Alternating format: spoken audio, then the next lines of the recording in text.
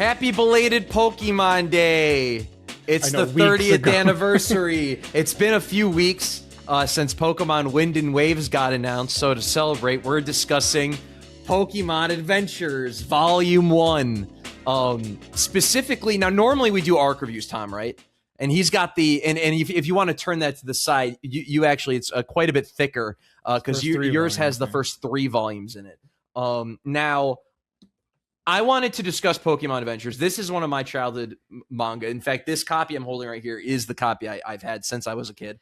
I love Pokemon Adventures, specifically the first 3 volumes, which covers the first arc of the story, which is the Kanto region of Pokemon, if you're familiar with Red and Blue. And Tom and I are huge, massive Pokemon fans. Filthy fans. Like, it's just, we can't get rid of it. It won't stop. So I thought our better judgment sometimes. Instead of getting one single video to you guys where it's like a 2-hour arc review, I think I'd rather just go volume by volume with Pokemon Adventures because we have stuff to say about the minutia of the experience.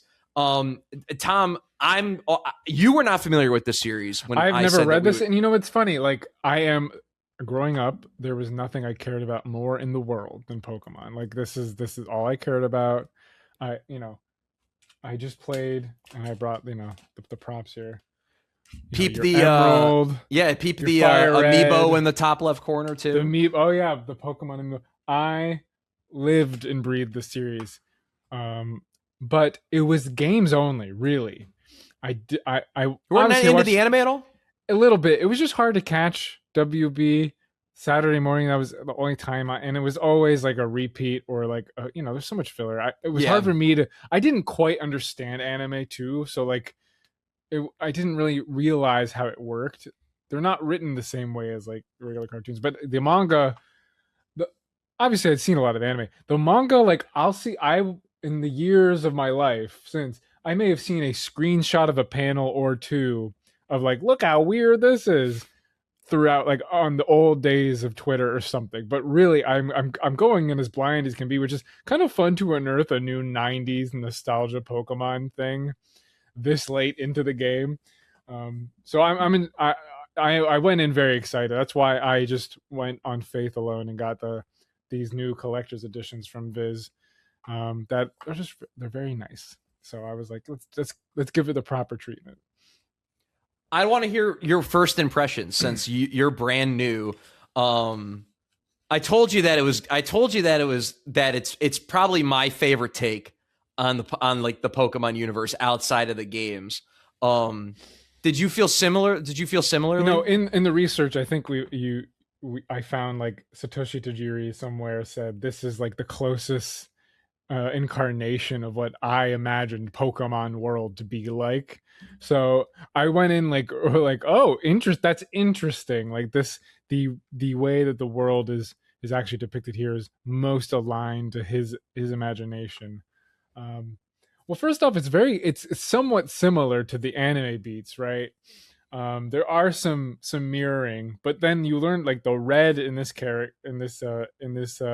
manga is like a piece of shit little fucking stinker, like in a way that I was not expecting, in a way that was very manga, very shonen, right? It's gorgeous, dude. The art, oh my god, the art's so good, unbelievable. I don't know if these are spoilers, but this manga, like, just look at these color spreads of the team. Oh, fantastic. And we got Gary, who they set up Gary so much, and he just has a Charmander at the beginning. I was kind of laughing at that, but like, just when I see this, like when my eyeballs see this, it's like Pokemon brain. You've heard that? Like, we all have Pokemon. Like, it just goes into hyper gear. Like, I just feel infected. Like, I got the COVID, but from looking at the Pokemon. You got Pokerus. Yeah, I got Pokerus. Thank you. So I am bought in art wise. Honestly, I literally can't do any wrong. Mato is the artist. Mato, stories by Hidenori Kusaka, but Mato is the one who did the art. Yeah, I would say that the art is what really impresses most of all. But yeah, I would say if you want general impressions, this is this is way faster of a story than I was expecting. We are flying through Kanto in a way that was like shocking to me. Yeah, so we're discussing the first 14 chapters. We start the story, of course, at Pallet Town, and we actually end volume 1 at Lavender Town. It's insane. Yeah, like, yeah. You know, does yours end with a little map? Like yes. Mine? Yes, here, let me get the map up because it is very very detailed. A map of kind of everything, everywhere we've were so far, and all the major battles and encounters that Red's come across. It's very, very cool. And it's pretty accurate too to like the game all told. Oh, see, I no, it's not. This is an absurd. My take is, maybe it's slightly more. I don't even know. It might be less accurate than the anime. I mean, we'll just go into full spoiler territory here. Yeah, let's do it. That's what it is. I mean, like, the anime takes a bit more time to explain how Pikachu could nary defeat an Onix. Oh yeah, that's some BS. That's some like crazy right BS. Away. Like, and then like, I'm sorry, this is skipping to the Saint Anne, where a bunch of Team Rockets on Saint Anne and a Red's screwed. He's got no hope. He's thrown to the ocean, and I'm sorry, I didn't see Poliwhirl pick up a water stone. He could have found one. He could have found one in the ocean. He could have found one in the ocean. I'm more willing to give that, okay, because I'm like, okay, water stone. Where's the water stone going to be? The fucking ocean. All right. Okay. Where's the moonstone going to be? Mount Moon. All right. Fair enough. But I was just like, what? What do we do? What? So things I like about it though a lot. Team building's really unique and interesting. The Red having Pikachu, Poliwhirl, and Bulbasaur for most of this. I think that's really fun. Now, I don't know why he's not using that Nidorino he caught in Chapter 1.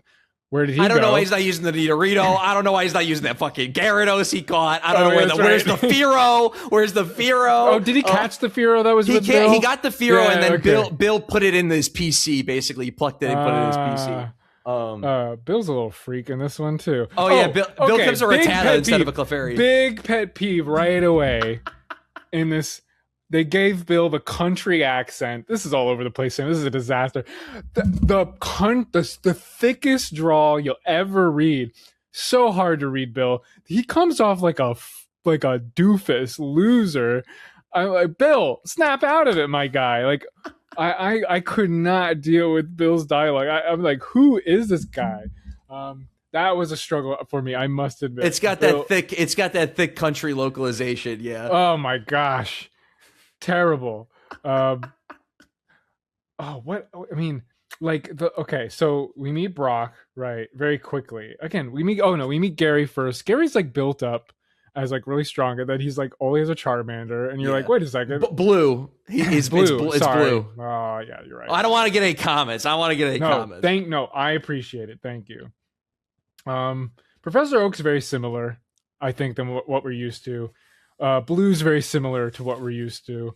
Though I like get why Blue is so dismissive of Red, because Red's so much more annoying than Ash, that like I think Blue like is kind the way he's treating this little kid that just has so much bravado and gung-ho spirit that he could do anything. That I just had enough of it. I've had enough of this kid. He needs to be knocked down by Blue. I don't know.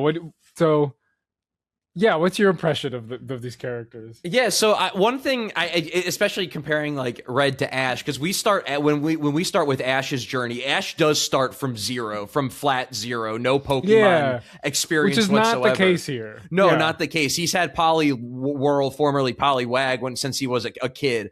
We should mention Satoshi Tajiri's canonically favorite Pokemon is Poliwhirl. So I think this is a selection, a reference to that. To that. Which, you know what? Sick choice. That's a cool choice. And he's a fun Pokemon. Poliwhirl, and later he becomes a Poliwrath. Like, again, fun Pokemon. A very fun Pokemon that kind of hard to get in the games. You got to go out of your way and fish for one, and you got to know it's there. And it's cool. I like this. And of course, he's got a Pikachu too. And of course, the Pikachu is a little similar to Ash's. Is very, it's a little quick to anger and electrocute you, and but he becomes pretty chill. Pikachu becomes pretty chill and becomes a homie. The design, like, chapter 5. It's Fatachu. It's Fatachu. Let me see if I can get a good. Oh yeah, there he is. Look at him. Yeah, no, it's adorable. I love Pikachu. I love Misty. Misty's really cute. Misty's got a great design. Yeah, Misty's got a great design to her too.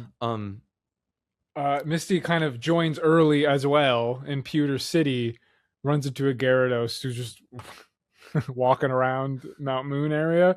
And Ash doesn't Ash throw out Bulbasaur? I'm like, what are we doing here? Get Pikachu out there. The game, that's what the battles are so not the game. That's what there's like the strategy of what works is just like so not the game that it does take me a bit. Sometimes it's one of these things because sometimes they're consistent about stuff, and then sometimes they'll have a bar about it's like, yo, go get the Boulder badge and your Pokemon's attack will increase. It's like, motherfucker, yeah, sure. That's really specific. That's a real specific piece.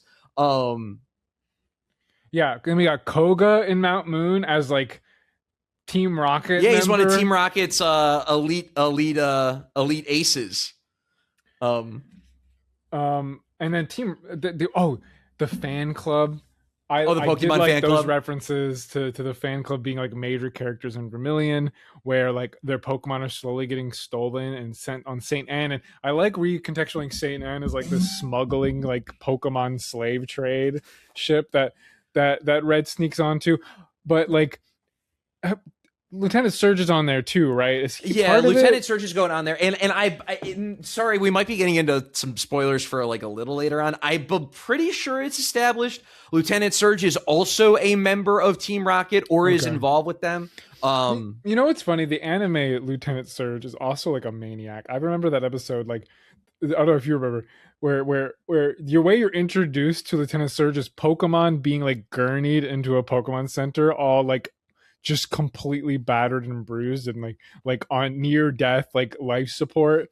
I remember like the Pikachu in the hospital bed. Like Lieutenant Surge like gets his shits and giggles from like just like actually like fatally just harming curb stomping Pokemon. These kids. Yeah, like it's just you know what I like. This is so crazy. I like it very very on this one. Like Koga does something in Mount Moon that we've been waiting for forever, an explanation. Why don't Team Rocket just use their attacks on the little kids? And Misty gets pile drived by Rhydon, I think, into the Mount Moon cavern. See ya, Misty. She gets absolutely destroyed. It's like, there you go. That's how you do it, Koga. Take out the kids controlling the Pokemon. But also, Misty, you got beat by a Rhydon? You're a water gym leader. I know, ridiculous. She's like, I'll be fine in Mount Moon. It's nothing but rock Pokemon, she says, you know. That's what I mean when the I feel like this is even less tied to the game mechanics than even I was expecting, which it does take me some. So I'm so game pilled. They play fast, and again, it's been 15 fucking years since I probably read this. They play a little fast. They play more fast and loose with the typings than I remember. Because we get into like Lavender Town a little later, and Razor Leaf just doesn't work on a Ghastly because it's a ghost type, and I'm like, that's not how that works. But go off, okay. Well, maybe he doesn't have the Sylph Scope yet, but that's not in this, right? No, he just has to take out the Ghastly. Yeah, so a Ghastly is controlling Blue and it's Charmeleon. Yeah. And then it's revealed that the Rockets are the Team Rockets also there. They're using that as their base. Yeah, that was spooky. Yeah, those floating Psyduck with the and his eyes melting out of his socket. Out of his face. It's I'd be remiss if I didn't bring up probably the single most iconic panel from this volume, which is the Charmeleon fucking ripping the Arbok in half. This is the panel. This is if you've seen anything from this manga, this is the panel you guys have seen.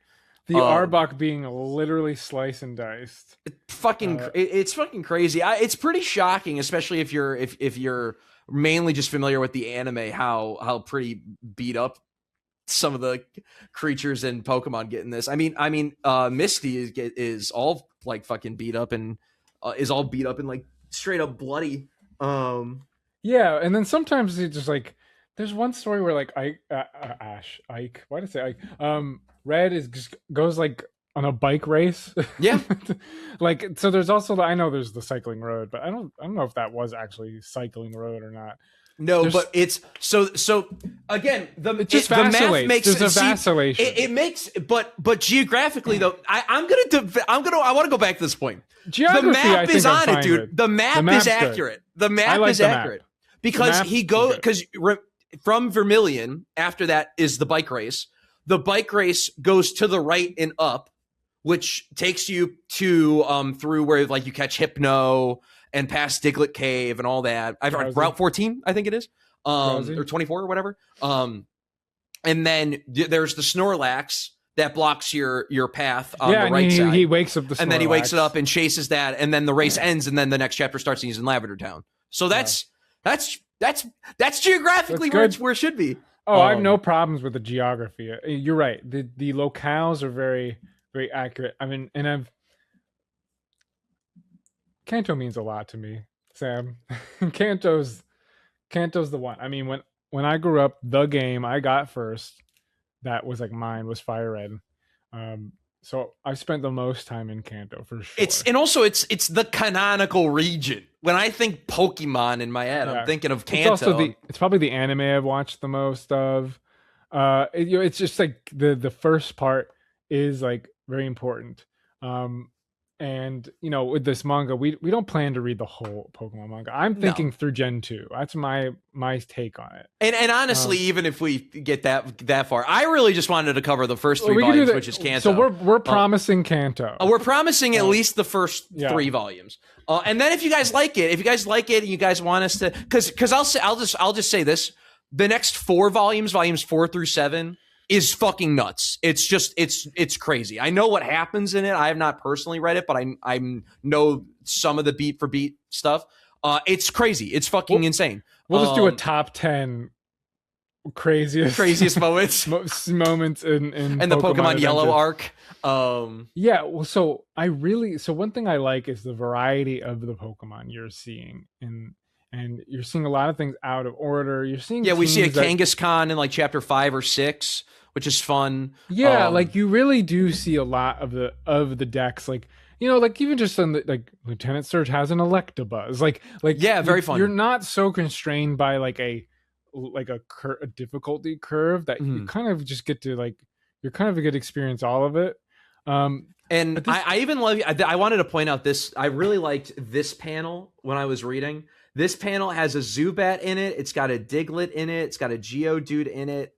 The life, right? They do a good job. Yeah, I think that's my like favorite part about like a Pokemon Snap or whatnot is like the things are just around and living outside of like the world. But I also like the separate. Like I don't.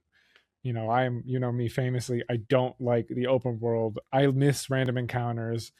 What that does to the game mechanics, but I do like in these kind of other multimedia mix of the series, like you get a different glimpse of the world. I would say this series was so fast and kiddie and not derogatory, but like there wasn't a lot of time to actually feel the world of Kanto. You very much kind of blast through it. Which what's kind of funny? I'm thinking about it now. Like the Kanto arc of the anime is the fastest going arc. I think it's episodes 1 to 80 from the start to like Pokemon League, end of Pokemon League. For Kanto. Pokemon Origins has a similar issue where it's 4 episodes and they ass blast through it. Just kind of giving you the major beats up into Pewter, Lavender Town, and then like the end of the game, and then post game Mewtwo stuff. And that was my big issue with Pokemon Origins. I wish it was longer. And yeah, I could just spend another probably volume with what we covered from now to the end of Lavender Town. Yeah, because it's like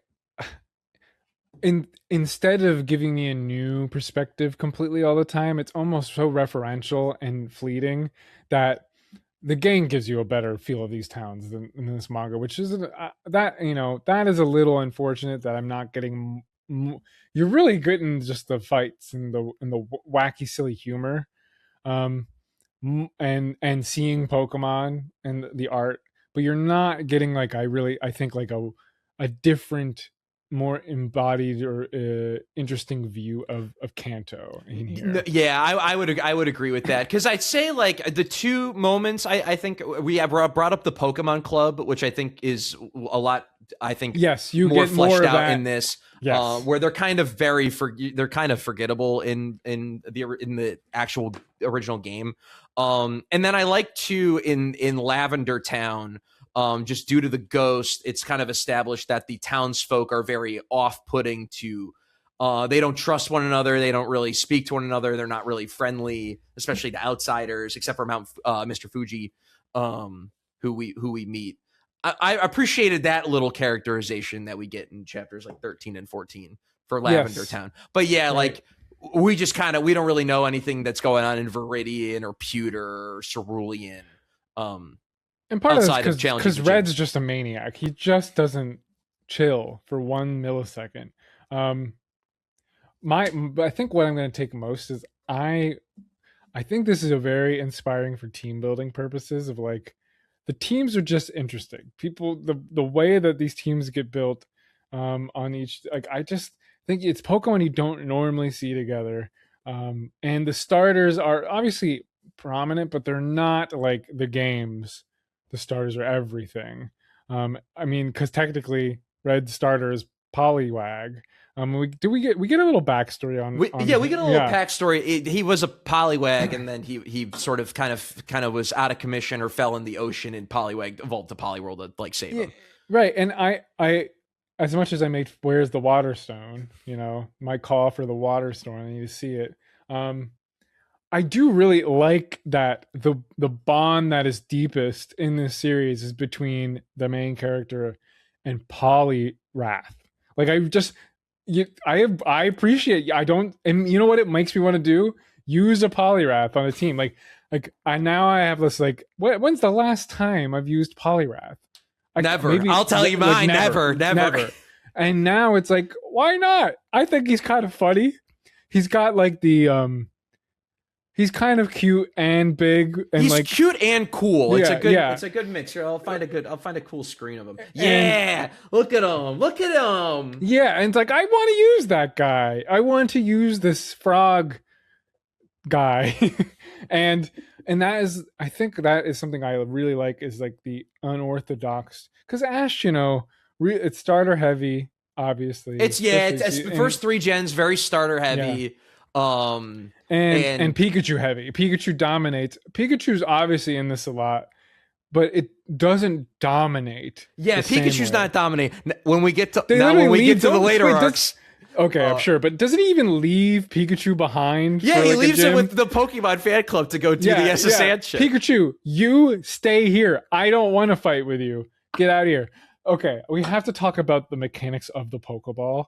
I really think it's very funny that like it really, you could, sometimes it's translucent, you could see the Pokemon in there, and he actively references how the Pokemon really like being out of their Pokeballs. And I'm starting, like, here's where you really get the torture vibe of an angle of Pokemon series. I like that. I like being able to visually see what's in the ball. It's like, yeah, that makes sense, because like, and the way they look in the anime, they all the balls look the same. So it's like, how do you know? How do you know which one is which? I never even really thought about that. But overall I liked it, but it was Bill. I just could not stand Bill. So that chapter lost me. And it was just like, not like hard to follow, but just like hard to like settle in and lock into this read, because you're like, and I just have this like weird game brain with the series. It's just like, wait, that doesn't make sense strategically. Like, you're not getting there's zero satisfaction from strategically trying to follow these fights in any way. They're rug pulled every single fight. They never even, again, sometimes they just hit the Misty, like, to end the conflict, like the thing that they should have done from the beginning. Like, so that part of me always is a little frustrated by the fights, that they're always an ass pull, or sometimes charmingly just like slices Arbok in half. There are aspects of it that frustrate me sometimes, and I don't settle in the same way that I would with the game. Or I don't know, the anime is kind of a slower pace too, where you do like learn a town before you get to the gym, kind of thing. I don't know. That's my take, Sam. I'm feeling pretty good. No, I had thoroughly enjoyed going back and rereading this again. I haven't read this probably since I was like 12 or 13 years old. I just think I just think it is such a fun little way to experience the Pokemon world. I think the art's great. We also see Mew pretty much right away in like chapter 1, Forest? Basically 1 or 2. So what am I excited about though? Yeah, what are you excited about? I know we're meeting Green next, and I saw the front. What a team! Like, talk about team building. This is a very fun team. I think her design's like one of the best in the series. So good. They never use it. I've never met her. This is the first time, right? I'm gonna meet Green. I know technically Fire and Leaf Green. You can pick the girl, but maybe it's Green. It's Leaf in that game. Yeah, it's Leaf, right? Like Clefairy, Jigglypuff, Blastoise, Horsey, Ditto. Pokopia, am I right? Come on, Pocopium. I'm very excited for Green. That'll be a fun wrinkle because we've met a lot of the characters that we've met so far in like other series, but Green's the manga's original. I think I want it, if it's gonna fly through Kanto, I almost want to differentiate more from the story. And I like those moments where it is with like the Saint Anne being a Team Rocket, like smuggling. We get a lot. We will start to get a lot more. They work in Team Rocket into a lot more parts of the game and into characters we're familiar with. They do seem like a real problem in this series. Yeah, they're real assholes than the other the games and or the anime. The manga is like, okay, somebody needs to do something. They're everywhere. Fun. Happy Pokemon anniversary. We'll keep talking about but we'll keep coming back to this again. You'll get at least a volume 2 video, volume 3 video, and if you guys like it, we'll keep doing them. And it's something that like it's hard to capture why I literally go insane when I see these like this art style 90s Pokemon art. Satoshi Tajiri like core, which this isn't exact, but it's got the similar kind of. It's more similar. Close to it than like what the anime looks like. For instance, like I'm so weak to it. It's super effective every time I open that and look at the next drawing. Like it's disgusting how much I just pretty drawings, go burr or whatever. Like that is my overall opinion on this is like the art is just beyond great, and I don't know, just touches me transports you back to a simpler time. I've been playing a lot more Pokemon recently. Yeah, I did too. I played 2 hours of Emerald Nuzlocke today.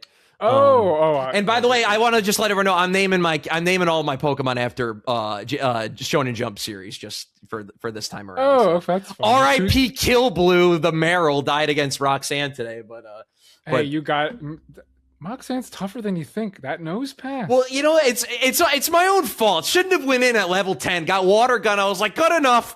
This will be fine. He's only one times week. It's only times 2 weeks. It's only times 2 weeks. Yeah.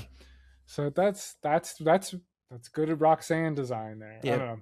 Anyway, stay authentic.